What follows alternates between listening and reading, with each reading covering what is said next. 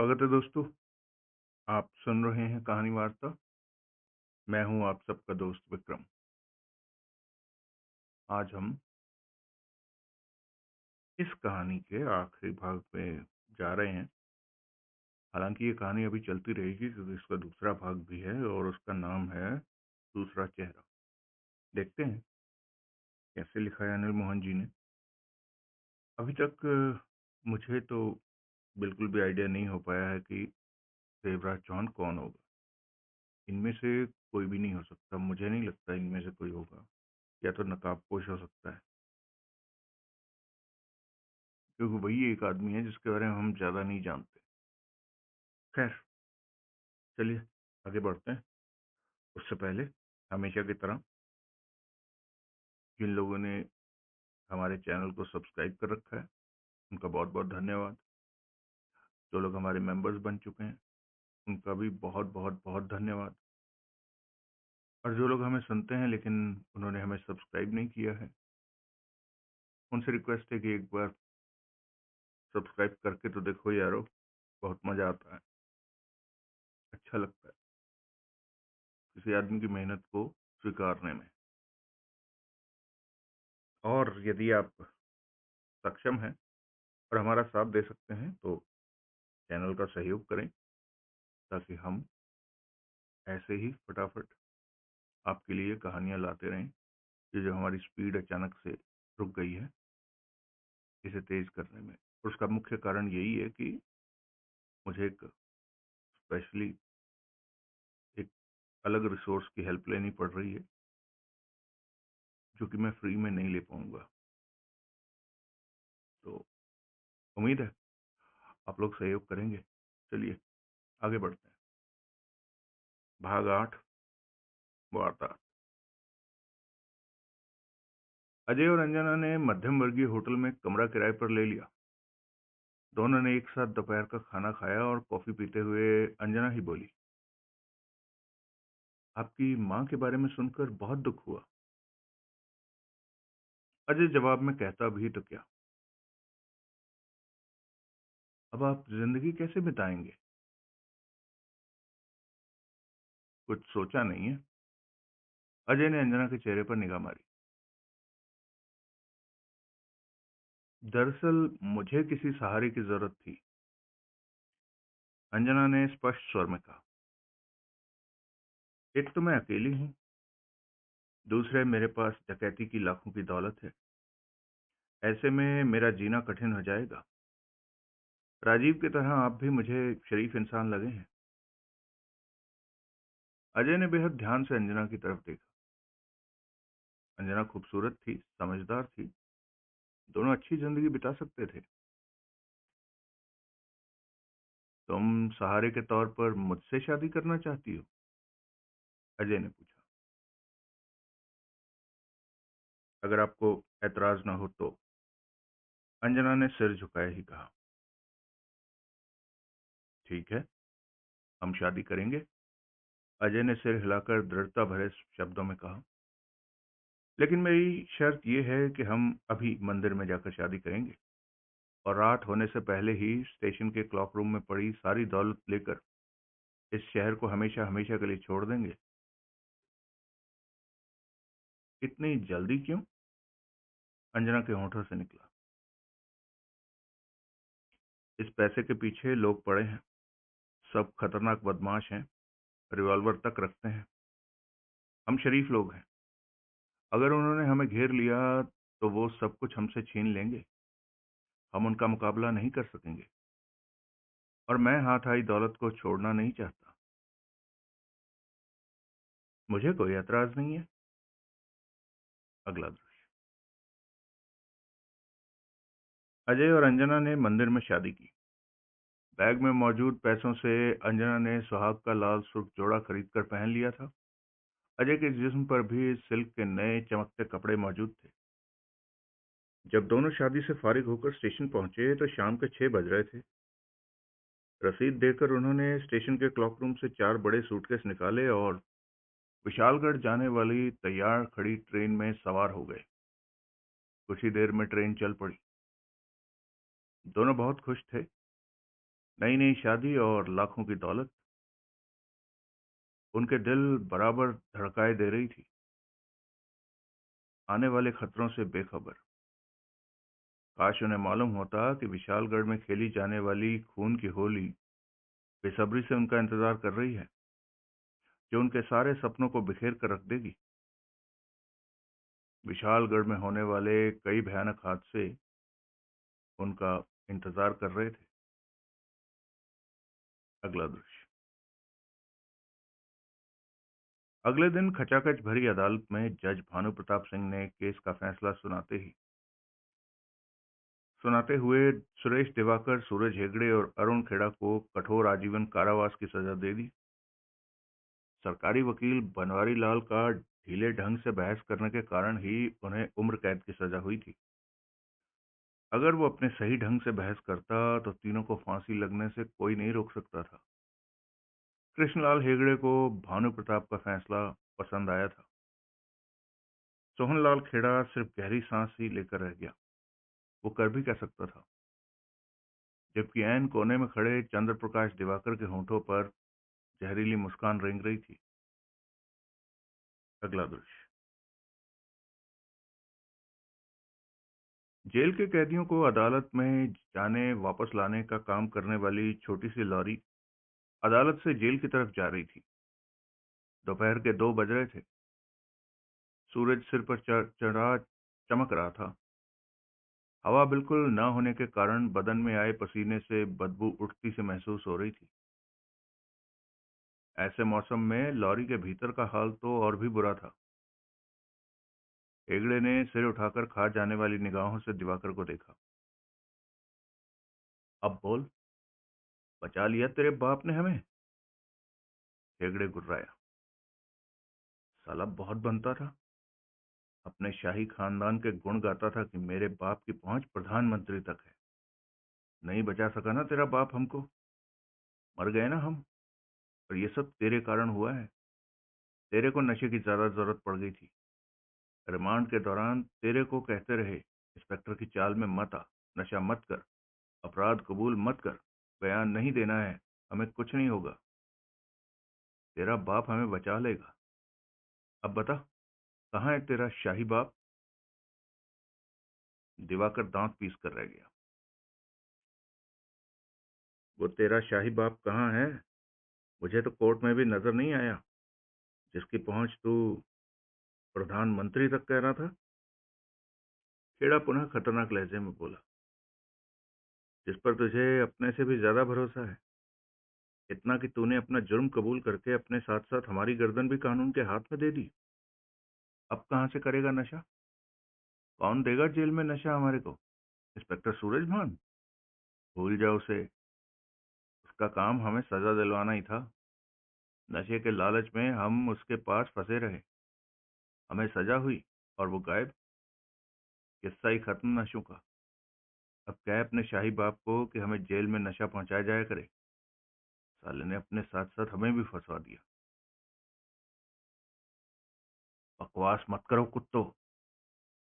दिवाकर शेर की मानित गुर्रा उठा। हरामजादे, उल्लू के पट्टे, खबरदार जो हमारे सामने ऊंची आवाज की तो। बिगड़े दरिंदगी भरे स्वर में कह उठा। अब की बार हमारे सामने आवाज ऊंची की तो कम से कम जेल में पहुंचते ही सबसे पहले तेरा खून करने का काम करूंगा। तू तू मारेगा मुझे? दिवाकर ने हिकारत भरे अंदाज में हेगड़े को देखा। ये नहीं, हम दोनों मिलकर मारेंगे तुझे, कुत्ते की औलाद। खेड़ा गला फाड़कर दहाड़ उठा। दिल तो करता है तेरे टुकड़े टुकड़े कर दूं। तभी वातावरण में फायर की तेज आवाज गूंजी। लॉरी लड़खड़ाती हुई एक तरफ झुकती हुई सड़क के किनारे रुकती चली गई। तीनों चौंके। उनके साथ पुलिस वालों ने भी जाली से बाहर झांका। ये क्या? दिवाकर के होंठों से निकला। मुझे तो भारी गड़बड़ लग रही है। सूरज हेगड़े सतर्क स्वर में कह उठा। लॉरी के टायर पर फायर करके उसे रोका गया है, वो भी सुनसान जगह पर। मामला अपने मतलब का हो सकता है। क्या मतलब? खेड़ा के होंठों से असमझ असमझता की स्वर निकला। देखता रह, मतलब अभी समझ में आ जाएगा, हेगड़े ने पहने स्वर में कहा। ये क्या बहुत से चेहरा ढांप लोग ये क्या बहुत से चेहरा ढांपे लोग लॉरी को घेर रहे हैं? दिवाकर के होंठों से निकला। कुछ पल उन्हें बाहर होने वाली गुड़मुड़ आवाजें सुनाई देती रही। फिर लॉरी के पिछले दरवाजे पर लगा ताला खुलने की आवाज आई। फिर पिछला दरवाजा खुला। दरवाजा खोलने वाला सब इंस्पेक्टर था, जिसका चेहरा फक हुआ पड़ा था। दो रिवॉल्वर उसके जिस्म के साथ सटे हुए थे। ताला खोलने के पश्चात सब इंस्पेक्टर लॉरी के भीतर आया। कोई हरकत मत कर बैठना, सब इंस्पेक्टर लॉरी के भीतर बैठे पुलिस वालों से बोला। हमें कम से कम 20 बदमाशों ने घेर रखा है और सबके सब खतरनाक और हथियारों से लैस हैं। कहने के साथ ही सब इंस्पेक्टर ने जेब से चाबी निकाली और दिवाकर हेगड़े और खेड़ा की कलाइयों पर बंधी हथकड़ियां खोलने लगा। तीनों के चेहरों पर जीवन की आशा से भरी चमक उभर आई, परंतु वो उलझन में थे कि ये सब क्यों और किसके इशारे पर हो रहा है। जो लोग उन्हें छुड़ाने आए हैं वो कौन है? भीतरी मामला क्या है? हथकड़ियां खुलते ही तीनों उछलकर लॉरी से बाहर आ गए। बाहर खड़े बदमाशों ने लॉरी का दरवाजा बाहर से बंद कर दिया। सब इंस्पेक्टर भीतर ही बंद होकर रह गया था। अगला दृश्य। लॉरी को बदमाशों ने बुरी तरह घेर रखा था। वो करीब 20 थे। हर किसी के हाथ में रिवॉल्वर और चेहरे पर कपड़ा लिपटा हुआ था। उनकी आंखों में छाए खतरनाक भाव बता रहे थे कि वो हर खतरे से गुजरने के लिए तैयार हैं। दिवाकर खेड़ा और हेगड़े के बाहर आते ही स्वस्थ जिस्म का व्यक्ति उनके पास आया। काले कपड़े से उसने चेहरा और सिर ढांप रखा था। रिवॉल्वर रिवॉल्वर वाला उसका हाथ नीचे लटक रहा था। वो तीनों को एक तरफ ले गया। तुम में से दिवाकर कौन है? सुरेश दिवाकर, बदमाशों का नेता बोला। मैं हूं, दिवाकर ने फौरन आगे बढ़कर कहा। नेता ने एक निगाह अपने बिखरे आदमियों पर डाली, फिर बोला, मुझे तुम्हारे बाप ने पुलिस की कैद से आजाद कराने के लिए भेजा है। मेरा नाम तारा सिंह है। तीनों के चेहरे एकाएक प्रसन्नता से भर उठे। ये ये सब मेरे पिता ने किया है? दिवाकर की आवाज कांप रही थी। हाँ, कहने के साथ ही तारा सिंह ने जेब से तय किया कागज निकालकर दिवाकर को थमा दिया। इस कागज पर विशालगढ़ के बंगले का पता लिखा है। दिवाकर ने वो कागज फौरन जेब में डाल लिया। जाओ, जल्दी से जल्दी इस शहर से निकल जाओ। घंटा भर मैं इन पुलिस वालों को लॉरी सहित जंगल में ले जाकर रोके रहूंगा, ताकि तुम लोग बिना किसी रुकावट के शहर से निकल जाओ। कुछ ही पलों में वो तीनों मोड़ पर थे। मोड़ मुड़ते ही नई मारुति कार खड़ी थी। तीनों कार के समीप पहुंचे और फिर धड़ाधड़ दरवाजे खोलकर भीतर जा बैठे। ड्राइविंग सीट पर खेड़ा आ जमा था। उसने कार स्टार्ट की और गोली की रफ्तार से आगे बढ़ा दी। यार, दिवाकर बोला, इस समय राजीव की याद आ रही है। अगर वो साथ में होता तो कार को हवा से उड़ाकर 15 मिनट में हमें शहर से बाहर निकाल देता। भूल जाओ उसे। अरुण खेड़ा दांत भींच कर कह उठा। राजीव मर चुका है। हम लोगों की मौजूदगी में ही वो तेरे घूंसों से मरा है, और हमें मिली उम्र कैद की सजा में उसकी हत्या का जुर्म भी शामिल था। तुम मेरी ड्राइविंग देखता रहे। और अरुण खेड़ा तूफानी रफ्तार के साथ कार उड़ाता रहा। पीछे बैठे सुरेश दिवाकर और सूरज हेगड़े के चेहरों पर राहत के भाव थे। अब उन्हें कानून और सजा का खौफ नहीं था। कुछ ही देर में उन्हें इस शहर से बाहर और चंद ही घंटों में विशालगढ़ में होना था, हर तरह के खतरों से दूर। परंतु वो भी क्या जानते थे कि विशालगढ़ उनके लिए मुसीबतों का गढ़ बनने जा रहा है, जानलेवा खतरों का समंदर बनने जा रहा था, जहां मौत उनके लिए बाहों को फैलाए खड़ी थी। अगला दृश्य। तांत्रिक के बुलाए ठीक समय पर नकाबपोश ठिकाने पर पहुंचा। खोखली चट्टान के भीतर जाने वाले संकरे रास्ते पर अब पत्थर नहीं था, रास्ता खुला था। नकाबपोश भीतर प्रवेश कर गया। भीतर प्रवेश करते ही नकाबपोश ठिठक गया। तांत्रिक अपनी चौकी के करीब ही आराम करने की मुद्रा में लेटा हुआ था। नकाबपोश को देखकर उसके चेहरे पर किसी तरह के भाव नहीं आए। गले तक उसने कपड़ा ओढ़ रखा था। नकाबपोश ने करीब पहुंचकर दोनों हाथ जोड़े। गुरुदेव, मुझसे कुछ नाराज लग रहे हैं, नकाबपोश ने आदर भाव से कहा। नादान, तांत्रिक का क्षीण स्वर था। तूने मुझे कहीं का नहीं छोड़ा। मेरी जिंदगी की आधी से ज्यादा तपस्या तेरी जिद की भेंट चढ़ गई है। मैं समझा नहीं गुरुदेव। ये देख। तांत्रिक ने अपने शरीर का कपड़ा उतारकर फेंक दिया। नकाबपोश तांत्रिक के शरीर की हालत देखते ही मन ही मन कांप उठा। तांत्रिक के शरीर पर जगह जगह जख्मों के निशान नजर आ रहे थे। वास्तव में उसके शरीर की बहुत बुरी हालत थी। ये ये किसने किया गुरुदेव? नकाबपोश की आवाज एकाएक सख्त हो गई।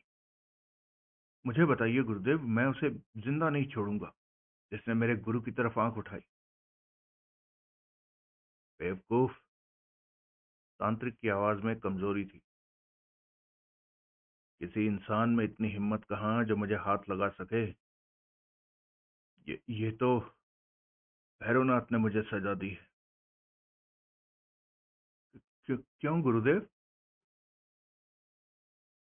क्योंकि उसकी निगाहों में मैंने गलत काम कर डाला है, तांत्रिक ने भारी स्वर में कहा। उसकी रूह ने आकर मुझ पर कोड़े बरसाए हैं। भैरवनाथ का कहना है मरे हुए जिस्म में दोबारा आत्मा का पुनः प्रवेश कराना उचित नहीं, और मैंने ऐसा कर डाला है। इस बार तो उसने कोड़े के साथ मेरी आधी शक्ति वापस ले ली है। उसका कहना है कि अगर जिंदगी में मैंने ऐसा फिर किया तो मैं वो मेरे प्राण निकाल लेगा। नकाबपोश के समूचे जिस्म में प्रसन्नता की लहर दौड़ती चली गई।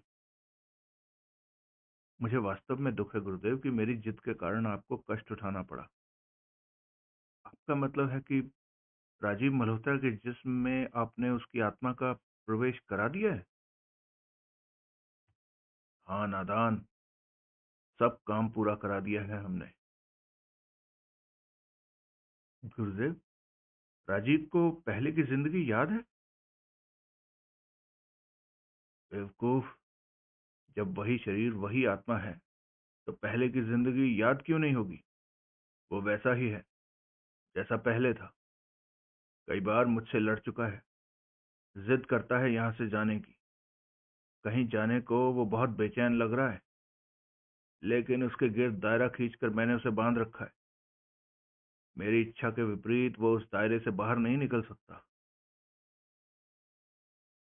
ओह, उ, उसके पास चलें गुरुदेव?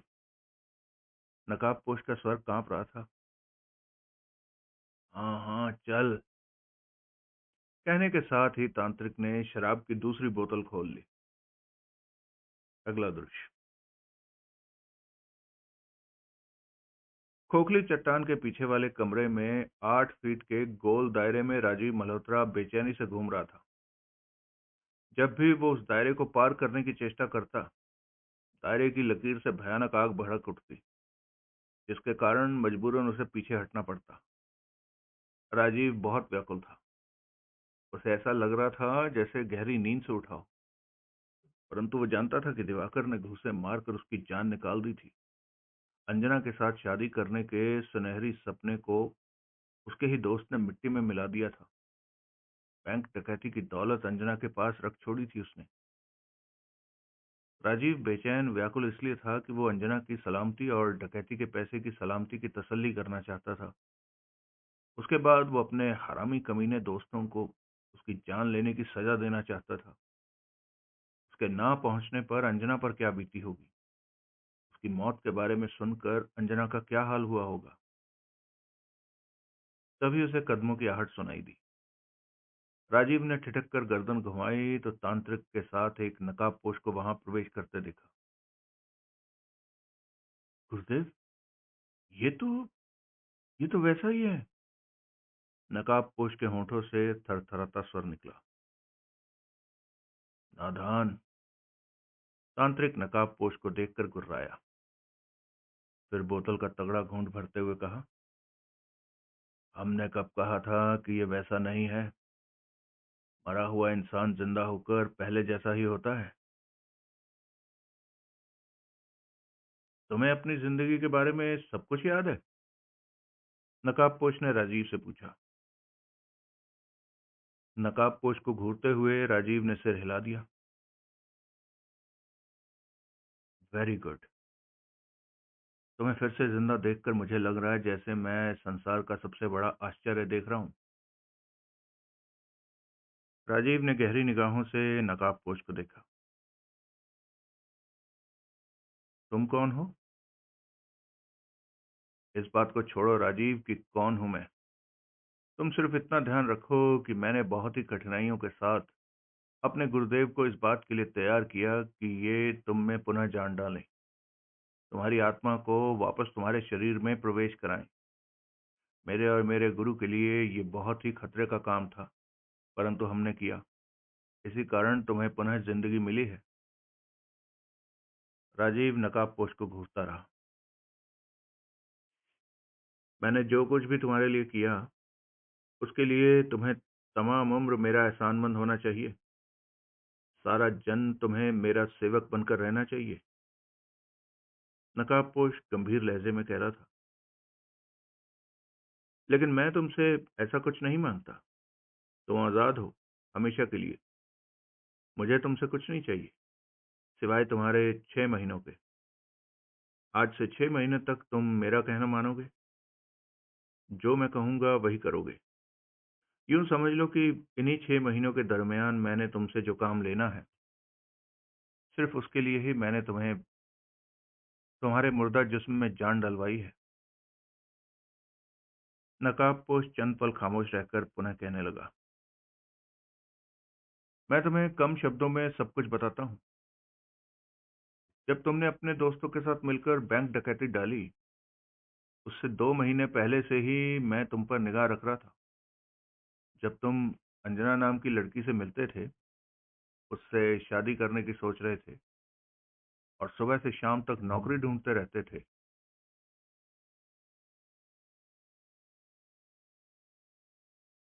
मैंने 2 महीने बराबर तुम पर नजर रखी, क्योंकि तुम्हारे बारे में मैं सब कुछ जानना चाहता था कि तुम मेरे काम के आदमी हो या नहीं।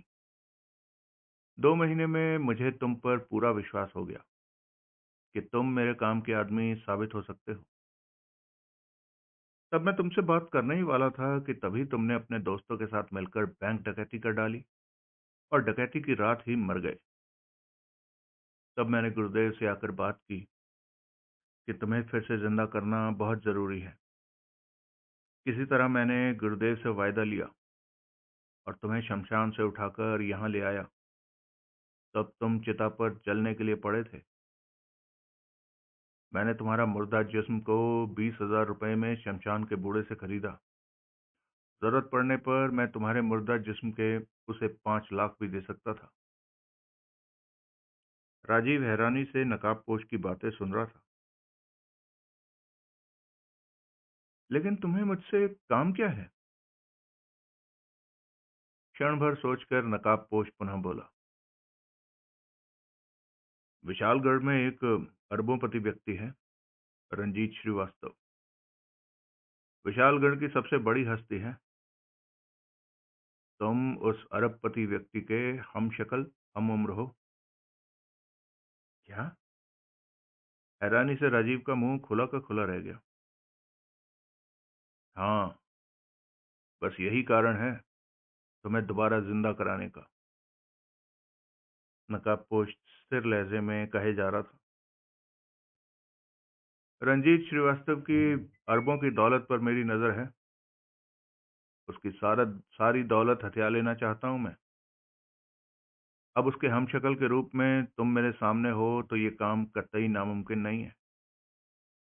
बहुत जल्द मैं तुम्हें रंजीत श्रीवास्तव बनाकर उसकी जगह पर बिठा दूंगा और रफ्तार के साथ तुम उसकी दौलत को मेरे हवाले करना शुरू कर दोगे। लेकिन लेकिन ये तो गलत बात है, राजीव के होठों से निकला। नकाबपोश की आंखों में क्रोध से भरी लहर चमकी। तुम मर चुके थे, मैंने तुम्हारे मुर्दा जिस्म में जान डलवाई। तुम ये कहते अब अच्छे नहीं लगते कि ये गलत बात है। तुम्हें मेरा एहसान मानना चाहिए कि मैंने तुम्हें नई जिंदगी दी है। अब तुम्हें वही करना चाहिए जो मैं पसंद करूं। और फिर तुम खुद बैंक डकैती और 3 हत्याओं के मुजरिम हो। और अगर मैं ना कहूं तो मैं तुम्हें फिर मुर्दा नहीं। तांत्रिक शराब का घूंट भरकर बोला। अब इसे मैं नहीं मार सकता। इसे मैंने ही जिंदगी दी है, इसलिए इसकी जान नहीं ले सकता। अगर मैंने ऐसा किया तो भैरवनाथ मुझसे सख्त नाराज हो जाएगा। यह हमारी विद्या के उसूलों के खिलाफ है। नकाबपोश ने विवशता भरी निगाहों से राजीव को देखा। चंद पलों की खामोशी के पश्चात राजीव गंभीर स्वर में बोला, मैं एहसान फरामोश नहीं हूं। तुमने मेरे मुर्दा जिस्म में जान डलवाकर मेरे ऊपर वास्तव में बहुत बड़ा एहसान किया है। इसलिए तुम मुझसे जो भी करवाना चाहते हो वो मैं अवश्य करूंगा।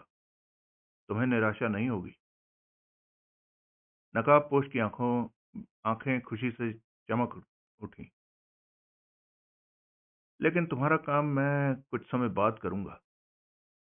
पहले मुझे कमीने दोस्तों से अपनी मौत और उनके द्वारा की गई गद्दारी का बदला लेना है। मेरी जान लेकर उन्होंने बहुत ही गलत काम किया था। मैं लेकिन तब तक बहुत देर हो चुकी होगी। नकाबपोश उसकी बात बीच में ही काटकर बोल पड़ा। 12 दिन बाद ही रंजीत श्रीवास्तव बिजनेस टूर पर बाहर जा रहा है। वो 3 महीने बाहर रहेगा। मैं इतना इंतजार नहीं कर सकता। और सबसे बड़ी बात तो ये है कि रंजीत श्रीवास्तव बिजनेस टूर पर जाने से पहले अपनी मंगेतर रजनी शाह से शादी कर रहा है। तब तो बाद में तुम्हें काम करने में और भी परेशानी हो जाएगी। तुम्हें मैं वक्त से पहले ही रंजीत श्रीवास्तव बनाकर वहां पेश कर दूंगा। उसके बाद तुम अपने बाहर के टूर को कैंसिल कर सकते हो या फिर अपने सेक्रेटरी को भेज सकते हो। रजनी शाह के साथ अपनी शादी की तारीख को आगे बढ़ा सकते हो। वो तुम्हें मैं सब कुछ समझा दूंगा। रंजीत श्रीवास्तव के साइन, उसके अन्य सारे काम भी मैं तुम्हें समझा दूंगा। हर जरूरी बात बता दूंगा ताकि कहीं भी तुम धोखा ना खा सको। ये काम तुम्हें अभी करना पड़ेगा राजीव। तुम्हारी तरह मैं भी एहसान फरामोश नहीं हूं। इस सारे काम के बदले में मैं तुम्हें इतनी मोटी दौलत दूंगा कि तमाम उम्र तुम्हें कुछ भी नहीं करना पड़ेगा। तुम आराम से अंजना के साथ शादी करके शानदार जिंदगी बिता सकोगे। छोड़ो अपने दोस्तों को। उन्होंने तुम्हारे साथ जो बुरा किया मैंने तुम्हें लौटा दिया। उन्होंने तुम्हारी जिंदगी ली, मैंने तुम्हें पुनः जिंदगी दिलवा दी गुरुदेव से। दोस्तों ने तुम्हें दौलत से वंचित कर दिया, मैं तुम्हें उस थोड़ी सी दौलत के मुकाबले ढेर सारी दौलत दे दूंगा। सिर्फ 6 महीने की बात है। उसके बाद तुम आजाद पंछी की तरह जीवन व्यतीत कर सकते हो। आज से अपने पहले 6 महीने मुझे दे दो। उसके बाद तुम भी खुश और मैं भी खुश। राजीव को यही ठीक लगा। ये सब कुछ छोड़कर सबसे पहले उसे नकाबपोश का काम निपटाकर उससे फ्री हो जाना चाहिए। उसके बाद ही उसे अंजना के साथ अपनी नई जिंदगी की शुरुआत करनी चाहिए।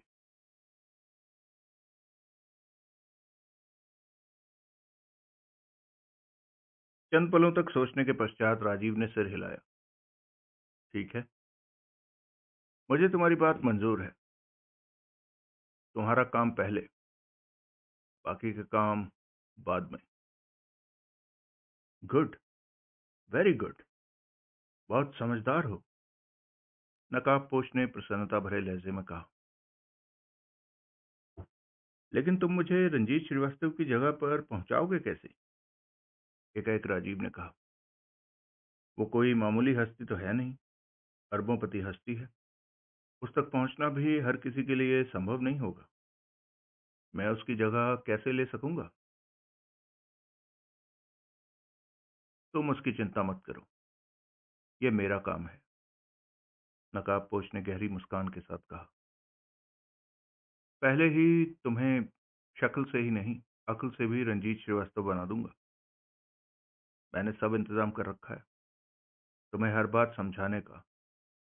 उसके बाद पलक झपकते ही रंजीत श्रीवास्तव बनाकर उसकी अरबों पति वाली कुर्सी पर बिठा दूंगा। तुम तो ऐसे कह रहे हो जैसे ये काम बहुत आसान हो। मेरे लिए, सिर्फ मेरे लिए ऐसा करना बहुत ही आसान है। तुम्हारे लिए ही क्यों? क्योंकि मैं रंजीत श्रीवास्तव की आस्तीन का सांप हूँ। और तुम तो जानते ही हो कि आस्तीन का सांप तो जो चाहे वही कर सकता है। नकाबपोश ठहाका मारकर हंस पड़ा। और तुम कभी भी मेरे बारे में जानने की चेष्टा मत करना कि मैं कौन हूँ। इसमें खामखा तुम्हारा वक्त बर्बाद होगा, क्योंकि तुम कभी भी मुझे तलाश नहीं कर सकोगे। अपने बारे में तुम मुझे तो बता दो कि तुम कौन हो। नहीं, मैं इसकी जरूरत नहीं समझता। राजीव खामोश हो गया। फिर उसने कुछ न पूछा। नकाबपोश ने तांत्रिक को देखा। गुरुदेव, इसे मुक्त कीजिए ताकि मैं इसे अपने साथ ले जा सकूं। तांत्रिक ने एक ही सांस में शराब की बोतल खाली करके एक तरफ फेंकी और होठों से मंत्र पढ़कर राजीव की तरफ हाथ किया तो राजीव के गिर्द फैला 12 फुट का गोल दायरा एकाएक गायब हो गया। जा बच्चा, तांत्रिक बोला, अब तू मेरे बंधनों से आजाद है। नकाबपोश ने प्रसन्नता भरी निगाहों से राजीव मल्होत्रा को देखते हुए कहा, आइए रंजीत श्रीवास्तव साहब, आपको आपके असली ठिकाने पर ले चलूं। राजीव ने सिर हिलाया और नकाबपोश की तरफ बढ़ गया। तो श्रोताओं, वैसे अनिल मोहन जी ने यहाँ पाठ को लिखा है। ये तो आपको भी मालूम हो गया होगा कि कहानी और पात्रों का दायरा कुछ इस कदर फैल गया है कि इस उपन्यास को एक ही भाग में पूरा नहीं किया जा सकता। अभी तो उपन्यास के कई अहम सवालों का जवाब बाकी है, और सारे ही सवाल दिलचस्प हैं। इंस्पेक्टर सूरजभान बैंक डकैती की दौलत को तलाश करने का पक्का इरादा किए बैठा है। अंजना की तस्वीर उसके पास है और उसे अंजना की तलाश है। ऊपर से बैंक डकैती के तीनों मुजरिमों को तारा सिंह जैसे खतरनाक बदमाश ने पुलिस से आजाद करवाकर उन्हें विशालगढ़ दौड़ा दिया है। तारा सिंह ने ये सारा काम चंद्र प्रकाश दिवाकर के कहने पर ही किया था। अब चंद्र प्रकाश दिवाकर अपने बेटे और उसके दोस्तों का पूरा ध्यान रखेगा कि वो चैन से जिंदगी बिताएं और पुलिस के हाथ न पड़े, जबकि वो तीनों खुराफाती कभी चैन से नहीं बैठ सकते। अंजना और अजय भी इत्तेफाक से शादी करके विशालगढ़ ही जा पहुंचे थे, और ये दिलचस्प किंतु बेहद खतरनाक इत्तेफाक था उनके लिए, क्योंकि दिवाकर, हेगड़े और खेड़ा भी विशालगढ़ पहुंच चुके थे। और उधर वो नकाबपोश राजीव मल्होत्रा को विशालगढ़ के अरबोंपति व्यक्ति रंजीत श्रीवास्तव बनाकर विशालगढ़ ही ले जा रहा था। यानी कि ये सारे लोग फिर से विशालगढ़ में ही इकट्ठा हो रहे थे। तो स्पष्ट जाहिर है कि इनके आपस में सामने आने का नतीजा बेहद भयानक होने वाला है, जबकि अब तारा सिंह ने हरदम उन तीनों के साथ ही रहना था। उधर शंकर दादा के दोनों खास आदमी महबूब और बसंत उस पुलिस वाले की तलाश में जुटे हैं जिसने उनसे हैंडबैग छीना था। और वो पुलिस वाला और कोई नहीं, अजय सिन्हा ही था। जब वो अजय को तलाश कर लेंगे तो तब शंकर दादा क्या करेगा? चैन से तो वो बैठने से रहा। और ना ही अंजना और अजय को चैन से बैठने देगा बिना बैंक डकैती की दौलत लिए। उधर प्राइवेट जासूस जिंदल की कलाई की हड्डी अवश्य टूट गई है, परंतु वो टांगों से नकारा नहीं हुआ है। बांह पर प्लास्टर चढ़ाए भूखे शेर की भांति वो अजय की तलाश में लगा हुआ है। अब उसका निशाना बैंक डकैती की दौलत के साथ साथ अजय की गर्दन भी है। देखते हैं कब और किस मौके पर अजय को वो तलाश करता है। ऐसे और भी कई मजेदार सवालों के जवाब आपको इस कहानी के अगले भाग दूसरा चेहरा में मिलेंगे। विशालगढ़ में अगर राजीव ने रंजीत श्रीवास्तव की जगह ले ली तो क्या रंजीत श्रीवास्तव ने कुछ नहीं किया होगा? वो कहाँ गया? आखिर कुछ तो उसने भी किया ही होगा। हर एक कदम पर सनसनी और रोंगटे फैला देने वाला अनिल मोहन का आगामी उपन्यास दूसरा चेहरा सुनना मत भूलिएगा।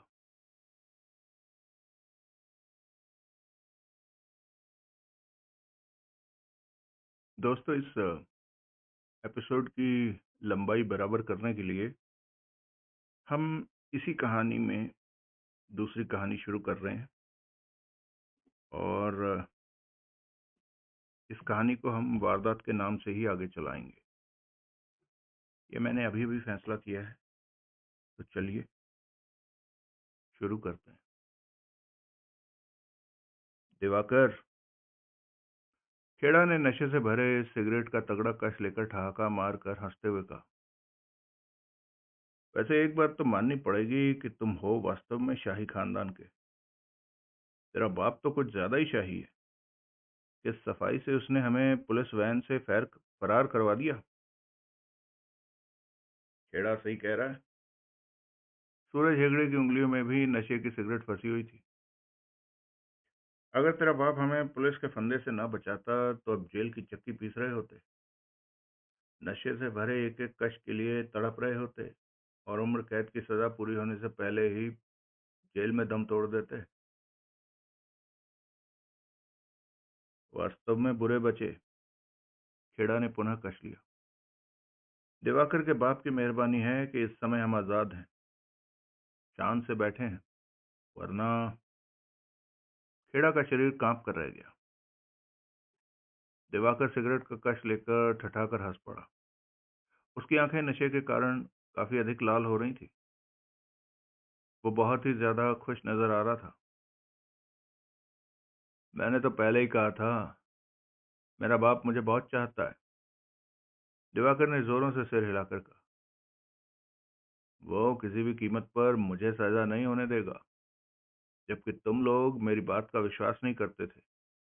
अब देख लिया ना कि मेरा बाप चाहे तो क्या नहीं कर सकता। हाँ। हेगड़े ने नशे से भरी खोपड़ी हिलाई। तुम्हारा कहना सही है, लेकिन एक बात समझ में नहीं आ रही कि तेरा बाप तुझे इतना चाहता है कि हमें पुलिस के कैद से फरार करवाकर खुद कानून की निगाहों में मुजरिम बन गया। अगर कल को बात खुल जाए तो कानून सबसे पहले उसे ही पकड़ेगा। तो फिर वो तुझे नशा करने के लिए पैसे क्यों नहीं देता था? अरबों की दौलत है तुम्हारे बाप के पास। अगर वो पैसे देता रहता तो कम से कम हम बैंक डकैती तो न करते। हमारे हाथों हमारे ही दोस्त राजीव मल्होत्रा का खून तो न होता। दिवाकर पुनः ठठाकर हंस पड़ा। चाहे जो भी हो, आखिर है तो वो मेरा बाप ही। जो भी चाहेगा मेरे भले के लिए ही चाहेगा। और कौन बाप ये चाहेगा कि उसका बेटा नशे के रास्ते पर चले? इसी कारण उसने मुझे नशे के लिए पैसे देना बंद कर दिया था कि शायद मैं हाथ तंग की वजह से नशे से दूर हो जाऊं। लेकिन दूर होने की अपेक्षा दौलत प्राप्ति के लिए मैंने तुम लोगों के साथ मिलकर बैंक डकैती कर ली। ये जानकर मेरे बाप के हाथ पांव फूल गए। वो समझ गया कि मैं नशे के रास्ते पर इतना आगे बढ़ चुका हूं कि अब वापस नहीं आ सकता। हालातों को समझने के पश्चात ही मेरे बाप ने मेरा साथ दिया है। वो मुझे बहुत चाहता है, इसलिए मुझे बचाने की पूरी चेष्टा की। इस केस को कमजोर करने का उसने पूरा प्रयत्न किया। कामयाबी नहीं मिली तो आखिरकार उसने पुलिस वैन से हमें तब आजाद करवा लिया जबकि अदालत से हमें उम्र कैद के लिए जेल भेजा जा रहा था। इतना ही नहीं, मेरे बाप ने रहने के लिए विशालगढ़ का ये बंगला दे दिया, साथ में ढेर सारा नशे का सामान। अब हमें नशे की कमी कभी महसूस नहीं होगी। मेरा बाप हमेशा हमारे आगे नशे का ढेर लगाता रहेगा, कहकर दिवाकर हंसा। क्यों? खेड़ा के होंठों से हैरानी भरा स्वर निकला। दिवाकर ने अपनी हंसी रोकी। इस डर से कि कहीं हम फिर कोई गैर कानूनी काम न कर डालें, कहीं फिर कानून हमें अपने अपने पंजे हमारी गर्दन पर न जमा दे। मेरा बाप कानून के फंदे में पड़ना पसंद नहीं करेगा। वो मुझे चाहता है ना, इसलिए। शाही खानदान का बहुत गहरा असर है तुम्हारे बाप पर, हेगड़े बोला। लेकिन एक बहुत बड़ा खतरा हमारे सिर पर है, जो कि तुम लोगों को नजर नहीं आ रहा। हेगड़े की बात सुनकर दिवाकर और खेड़ा की आंखें सिकुड़ती चली गई। किस खतरे की बात कर रहे हो? इंस्पेक्टर सूरजभान। दोनों उछल पड़े। सूरजभान? उनके होंठों से निकला। हाँ, हेगड़े ने गंभीर स्वर में कहा। उस खतरनाक इंस्पेक्टर के बारे में हमें भूलना नहीं चाहिए। हमें ये बात हमेशा याद रखनी चाहिए कि हमारा शिकार उसी ने किया था। बड़े से बड़े लालच पर भी वो हम तीनों को छोड़ने पर तैयार नहीं हुआ। वो हर हाल में हम लोगों को फांसी के फंदे पर पहुंचाकर ही सांस लेना चाहता था। भूल गए? टॉर्चर रूम में रिमांड के दौरान हमें हाथ लगाए बिना ही उसने हमारे मुंह से सब कुछ उगलवा लिया था। बल्कि बैंक डकैती और राजीव की हत्या का सच्चा बयान भी हमसे ले लिया था। और आखिरकार हमें हमारे अंजाम पर पहुंचाकर ही उसने दम लिया था। बात तो तुम्हारी सही है, पर तुम कहना क्या चाहते हो? दिवाकर ने असमंजसता से कहा। इंस्पेक्टर सूरजभान की मुराद अभी पूरी नहीं हुई, क्योंकि अदालत से हम जेल नहीं पहुंचे और फरार हो गए। ये जानकर सूरजभान तड़प उठा होगा कि उसकी सारी मेहनत मिट्टी में मिल गई है, क्योंकि हमें अपने जुर्मों की सजा नहीं मिली। और मुझे पूरा विश्वास है कि वो हमारी तलाश में जमीन आसमान एक कर रहा होगा। उस जैसा खतरनाक इंस्पेक्टर हमें तलाश करके ही दम लेगा। इसलिए ज्यादा खुश ना होकर हमें सूरजभान को हमेशा याद रखना चाहिए। वो हम तक कभी नहीं पहुंच सकेगा, दिवाकर ने दृढ़ स्वर में कहा। ये बात तुम किस बलबूते पर कह रहे हो?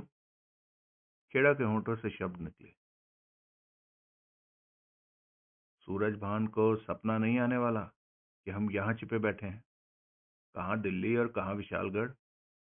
यहाँ पर वो क्या करने आएगा? अगर आ भी गया तो यहाँ तक नहीं पहुंच सकता। जो भी हो, है तो वो इंसान ही, कोई भूत प्रेत तो है नहीं जो पलक झपकते ही यहाँ पहुंच जाएगा। तुम ठीक कह रहे हो। इंस्पेक्टर भूत प्रेत नहीं है जो एकाएक यहाँ पहुंच जाएगा। हेगड़े सिर हिलाकर गंभीर स्वर में कह उठा।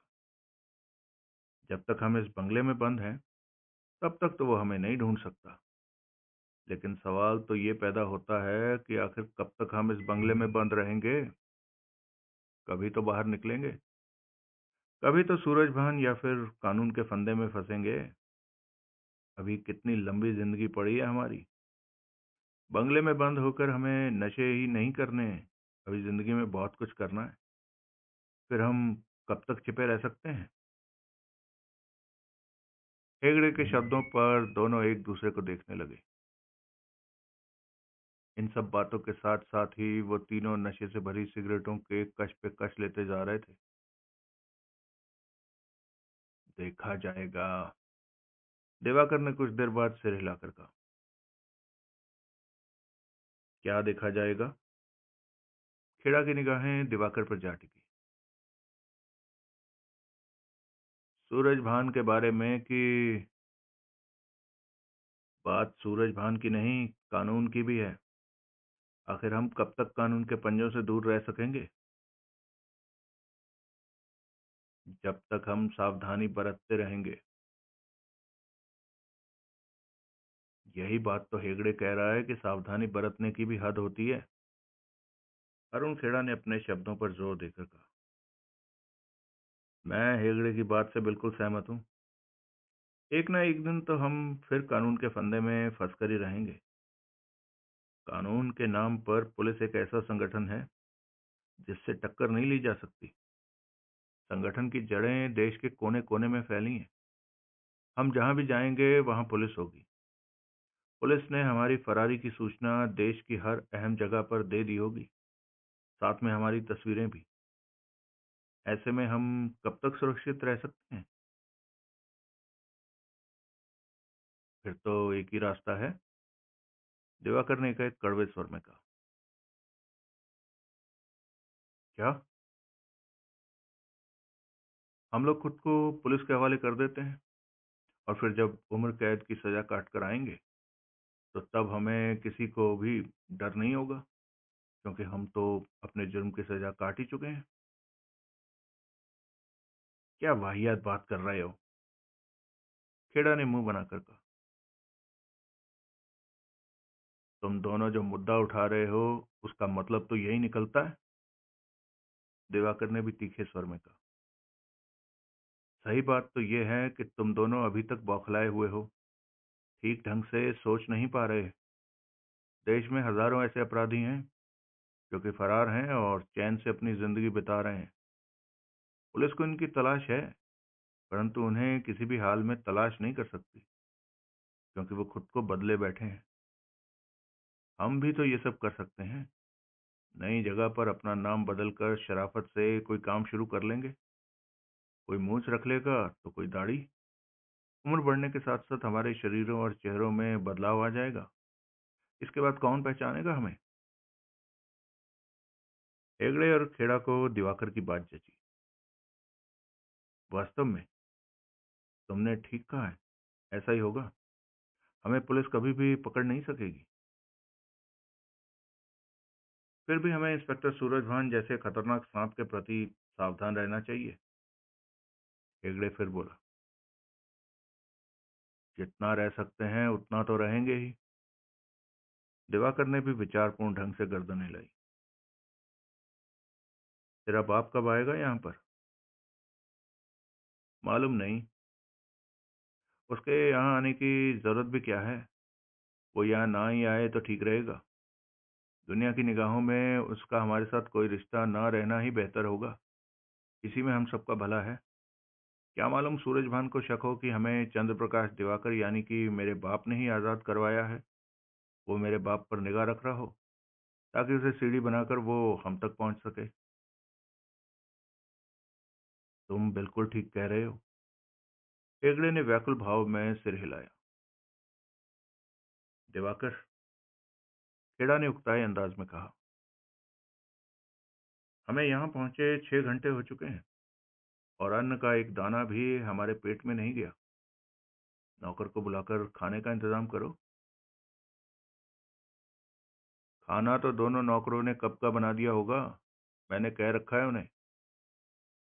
कहने के साथ ही दिवाकर ने उठकर बेल बजाई तो कुछ ही पलों में वहां नौकर हाजिर हो गया। खाना तैयार है? जी मालिक। ले आओ। यहीं ले आओ मालिक, या डाइनिंग टेबल पर लगा दूं? डाइनिंग टेबल पर लगा दो, खेड़ा ने जवाब दिया। नौकर फौरन पलटकर बाहर निकल गया। अगला दृश्य।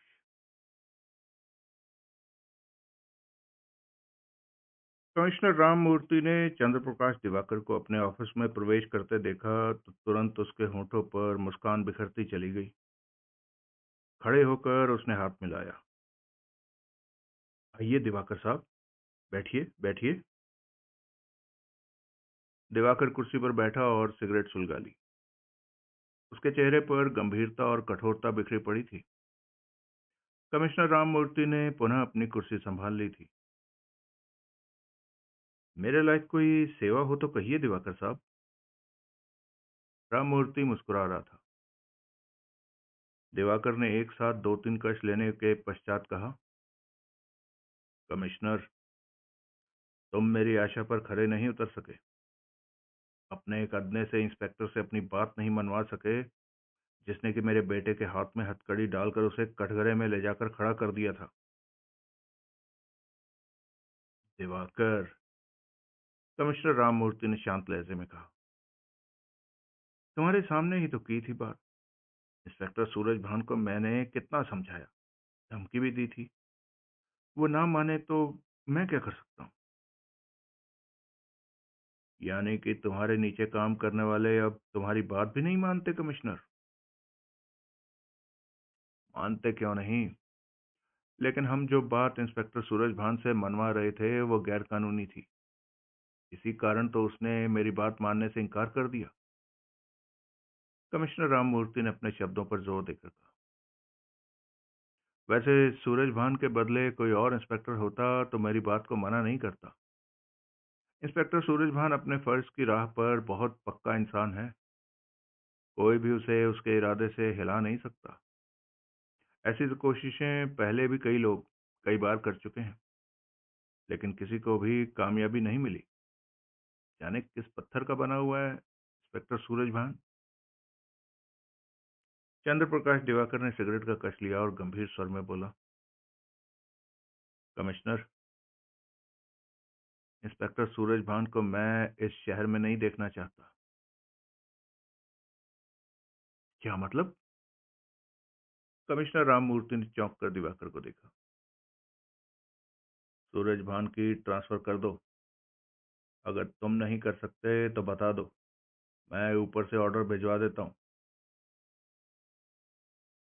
चिंता मत करो दिवाकर, राममूर्ति ने एकाएक मुस्कुराकर कहा, इस छोटी सी बात के लिए तुम्हें ऊपर जाने की जरूरत नहीं है। सूरज भान की ट्रांसफर मैं आज ही कर देता हूँ।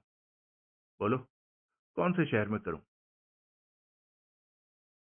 कहीं भी, किसी भी शहर में करो, परंतु उसे इस शहर से बाहर निकाल दो। दिवाकर गुर्राया, मैं उस हरामी इंस्पेक्टर का चेहरा भी नहीं देखना चाहता, जिसने मेरे बेटे की जान खतरे में डाल दी थी। और मैं ये भी नहीं चाहता कि मेरे क्रोध का शिकार होकर उसे अपनी जान से हाथ धोना पड़े। किसी पुलिस वाले की हत्या की बात तो आपको सोचनी भी नहीं चाहिए। तभी तो उसकी ट्रांसफर के लिए तुम्हें कह रहा हूँ। वैसे अब तो आपका बेटा सुरक्षित है? राममूर्ति बरबस ही मुस्कुराया। क्या मतलब? दिवाकर ने चौंक कर कमिश्नर को देखा। मेरा मतलब है, वो पुलिस वैन में कब का फरार हो चुका है। कमिश्नर हंसा। मालूम है, सुरेश अपने दो दोस्तों के साथ पुलिस की कैद से फरार हो गया है। दिवाकर साहब, मेरे सामने चालाकी भरे शब्दों का इस्तेमाल मत कीजिए। दिवाकर ने प्रश्न भरी निगाहों से कमिश्नर राममूर्ति को देखा। आपका बेटा और उसके दोस्त भागे नहीं है, वो पुलिस कस्टडी से फरार होने की स्थिति में ही नहीं थे, फरार हो ही नहीं सकते थे, बल्कि उन्हें फरार करवाया गया है, पूरे इंतजाम के साथ। तुम ये बात कैसे कह सकते हो? दिवाकर का स्वर शांत था। दिवाकर, कमिश्नर राममूर्ति की आवाज में पुलिसियापन झलक उठा। उस वैन में जो पुलिस वाले थे, उनसे मैंने खुद तुम्हारे बेटे की फरारी के संबंध में बातें की हैं। वो बहुत सारे थे जिन्होंने पुलिस वैन को घेरा था, परंतु उनका नेता एक ही था। उसका जो हुलिया बताया गया है वो तारा सिंह का था। बेशक उसने अपना चेहरा ढांप रखा था, परंतु वो तारा सिंह ही था। और मैं बखूबी जानता हूँ कि तारा सिंह जैसा जल्लादी खतरनाक इंसान तुम्हारी छत्र छाया में पल रहा है। अगर मैंने गलत कहा है तो बता दो। दिवाकर ने हौले से हंसने के पश्चात सिगरेट का कश लिया। तुम्हारा बेटा और उसके दोस्त कहाँ हैं? तुम अच्छी तरह जानते हो। तुमने ही कहीं उनके रहने का इंतजाम किया है? और इंस्पेक्टर सूरज भान को इस शहर से इसलिए ट्रांसफर करा देना चाहते हो कि कहीं वो पुनः तुम्हारे बेटे के पीछे न पड़ जाए। जबकि मेरे सुनने में आया है कि उसने पुनः तुम्हारे बेटे और बाकी दोनों की तलाश शुरू कर दी है। दिवाकर के चेहरे पर एकाएक व्याकुलता नाच उठी। इंस्पेक्टर सूरजभान मेरे बेटे की तलाश में जुट गया है? हाँ, और जाहिर है वो शक के बिना पर तुम पर भी नजर रखेगा। आखिर कभी तो अपने बेटे के पास वहां जाओगे ही, जहां तुमने उन तीनों को छिपा रखा है, और तुम्हारा पीछा करके सूरजभान पुनः उन्हें पकड़ लेगा। कमिश्नर, तुम जल्दी से इंस्पेक्टर सूरजभान की ट्रांसफर के ऑर्डर इश्यू कर दो। ये काम तो मैं आज ही कर देता हूँ। अगर इंस्पेक्टर इस शहर में रहा तो मेरे बेटे के सिर पर कानून का खतरा मंडराता रहेगा। दिवाकर ने दांत किटकिटाकर कहा। तुम ये काम करो कमिश्नर, नजराना तुम्हारे घर पर पहुंच जाएगा। कमिश्नर राममूर्ति मुस्कुराया। चंद्र प्रकाश दिवाकर कुर्सी से उठ खड़ा हुआ। सूरजभान कब इस शहर से बाहर निकल जाएगा? दिवाकर ने एक एक शब्द चबाकर पूछा।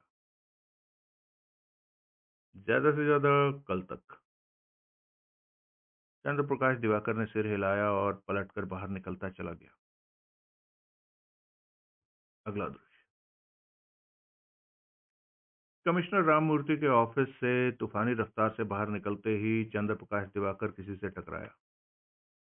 दोनों लड़खड़ाए, फिर फौरन ही संभल गए। दिवाकर ने निगाहें घुमाकर देखा तो अगले ही पल जोरों से चौंका। जिससे टकराया था वो और कोई नहीं, इंस्पेक्टर सूरजभान ही था। इंस्पेक्टर सूरजभान होंठ भींचे चंद्र प्रकाश दिवाकर को देखता रह गया। कुछ ऐसी ही निगाहों से दिवाकर सूरजभान को देख रहा था। मुबारक हो, सूरजभान ने कड़वे स्वर में कहा। किस बात की मुबारकबाद दे रहे हो? तुम अपने बेटे को कानून की हद से दूर पहुंचाने में सफल हो गए। तुम्हारी कोशिशें रंग लाई, इसी बात की मुबारकबाद दे रहा हूँ। कल जेल जाते समय उन्हें आजाद करा ही लिया। इंस्पेक्टर सूरजभान की आवाज में पुलिसिया भाव नाचने लगे थे। लेकिन एक बात का ध्यान रखना कि कानून खेल नहीं है। कानून के मुजरिम, खासतौर से फरार मुजरिम, ज्यादा देर तक बचा नहीं रह सकता। और एक बात और याद रखना, जिस दिन वो तीनों फंसे तब तुम भी फंसोगे, क्योंकि तुमने ही उन तीनों को फरार करवाया है। तब तुम्हारे शाही खानदान की छाप तुम्हें बचा नहीं सकेगी। चंद्र प्रकाश दिवाकर का चेहरा क्रोध से स्याह पड़ गया। तुम मुझ पर बहुत बड़ा इल्जाम लगा रहे हो, दिवाकर गुर्राया। इल्जाम नहीं लगा रहा हूं, हकीकत बयान कर रहा हूं दिवाकर साहब। सूरजभान ने अपने शब्दों पर जोर दिया। तुम कैसे कहते हो कि मैंने ही अपने बेटे को फरार करवाया है? बैंक डकैती और अपने दोस्त की हत्या के पश्चात वो लोग जब कानून के पंजे में आए तो उन्हें किसी से भी बात करने की इजाजत नहीं दी गई। अदालत में भी उनकी किसी से ज्यादा बात ना हो, इस बात का मैं खुद ध्यान रखता था। यानी अपनी फरारी का इंतजाम वो लोग खुद नहीं कर सकते थे। सूरजभान एक एक शब्द चबाकर कहे जा रहा था। सूरज हेगड़े का एक सूरज हेगड़े का जज पिता कृष्णलाल हेगड़े अपने बेटे को छुड़ाने के पक्ष में नहीं था। वो चाहता था कि उसे उसके द्वारा किए गए अपराध की सजा मिले और वो भुगते। अरुण खेड़ा के पिता सोहनलाल खेड़ा ने भी सब कुछ भगवान पर छोड़ दिया था। वो भी चाहता था कि उसके बेटे को सजा अवश्य मिले, ताकि भविष्य में फिर कभी वो अपराध करने की हिम्मत न कर सके। परंतु सुरेश दिवाकर का बाप, यानी कि चंद्र प्रकाश दिवाकर, यानी कि आप, हर हाल में अपने बेटे को छुड़ाना चाहते थे। आपका बेटा जेल चला जाए, भला ये कैसे हो सकता था? आखिर शाही खानदान जो ठहरा आपका, आपके बेटे को सजा ना हो इसके लिए आपने क्या कोशिश नहीं की? सब कुछ किया, लेकिन हालात ही कुछ ऐसे रहे कि आप अपनी सोचों में सफल नहीं हो सके। हो भी जाते अगर मैं बिक जाता तो। परंतु इंस्पेक्टर सूरजभान ना तो कभी बिका है और ना ही कभी बिकेगा। और फिर जब आपने देखा कि अदालत ने उम्र भर की कैद आपके बेटे को दे दी है, तो आपने अपने आदमी को भेजकर पुलिस वैन से उन्हें आज़ाद करवा लिया। लेकिन ये बात आपको मालूम नहीं कि सजा प्राप्त फरार अपराधी ज्यादा देर बचा नहीं रह सकता। वो मैंने ऐसा कुछ नहीं किया है। दिवाकर ने सख्त लहजे में उसकी बात काटी। मैं ये बात बहुत जल्द साबित कर दूंगा दिवाकर। एक बार उन तीनों को हाथ आने दीजिए, तब वो अपने मुंह से ही बोलेंगे कि ये सारा काम आपने ही किया है। चंद्रप्रकाश दिवाकर के जबड़े कसते चले गए।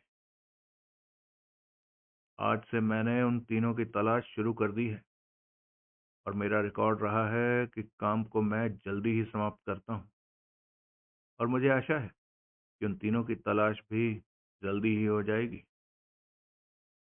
चंद्रप्रकाश दिवाकर की आंखें सुलग उठी। तुम कुछ भी नहीं कर सकोगे इंस्पेक्टर। क्यों? इंस्पेक्टर सूरजभान के चेहरे पर जहरीले भाव उभर कर नाचने लगे।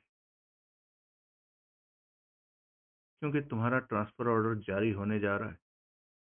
कल तक तुम्हें ये शहर छोड़कर उस जगह की तरफ रवाना हो ही जाना होगा जहां पर जिस शहर में तुम्हारी पोस्टिंग की जा रही है। इंस्पेक्टर सूरज इंस्पेक्टर सूरजभान सिर से पांव तक धधक उठा। ये काम तुमने करवाया है ना? मेरा ट्रांसफर तुमने करवाया है ना? हाँ, दिवाकर ने कटुता भरे स्वर में कहा। Wish you best of luck. आशा है अब भविष्य में फिर कभी हमारी मुलाकात नहीं होगी। मैं तुम्हें कभी भी इस शहर में नहीं आने दूंगा। आओगे तो फिर किसी दूसरे शहर में ट्रांसफर करवा दूंगा। कहने के साथ ही दिवाकर आगे बढ़ता चला गया। इंस्पेक्टर सूरजभान की खूनी निगाहें जाते हुए दिवाकर की पीठ पर टिकी थी। उसके जबड़े कसे हुए थे, मस्तिष्क में जहरीला तूफान उमड़ा पड़ा था। चलिए दोस्तों, रोकते हैं इस कहानी को यहीं। और मुझे न जाने क्यों लग रहा है कि वो जो कमिश्नर है वो सूरजभान का ट्रांसफर जो है विशालगढ़ कर देगा, तो वहां जाके ये भी उनमें शामिल हो जाएगा। खैर, है तो ये क्रिएटिव लिबर्टी, लेकिन बहुत अच्छा जंजाल फिकर है। अब इन सब में कहाँ देवराज चौहान आ सकता है? तारा सिंह, यानी अगर मान लो हम ये सोचें कि वो जो गाड़ी में से छुड़वा कर गए हैं, लेकिन वो तो तारा सिंह है। वो तो एक आदि मुजरिम है जिसे कमिश्नर भी जानता है। या तो वो जो रंजन श्रीवास्तव है, अमीर आदमी, हो सकता है उसका दोस्त हो देवराज चौहान, जिसे बचाने आ जाए। हम्म काफी फैला दी वाकई कहानी। यहाँ अजीब वो हो गई है। मुझे तो एक और चिंता पड़ गई यार। वो लड़की ने शादी उससे कर ली है, वो भी बंदा जिंदा हो गया। वो बेचारा तो वैसे ही जीते जी मर जाएगा। खैर, चलो अब क्या कर सकते हैं। अब तो ये हो गया। लेकिन चलो खैर, कोई नहीं। हम मिलते हैं, देखते हैं क्या होता है अगले भाग में। आप सबसे रिक्वेस्ट है कि जिन लोगों ने चैनल सब्सक्राइब नहीं किया है वो चैनल सब्सक्राइब कर लें, और जो लोग हमारा साथ दे सकते हैं उन्हें हमारा साथ अवश्य देना चाहिए, ताकि हमारे काम की स्पीड थोड़ी बढ़ सके। मिलते हैं इस कहानी के अगले भाग में। तब तक आप सब सुखी रहें, स्वस्थ रहें, खुश रहें। जय हिंद, वंदे मातरम, जय श्री राम।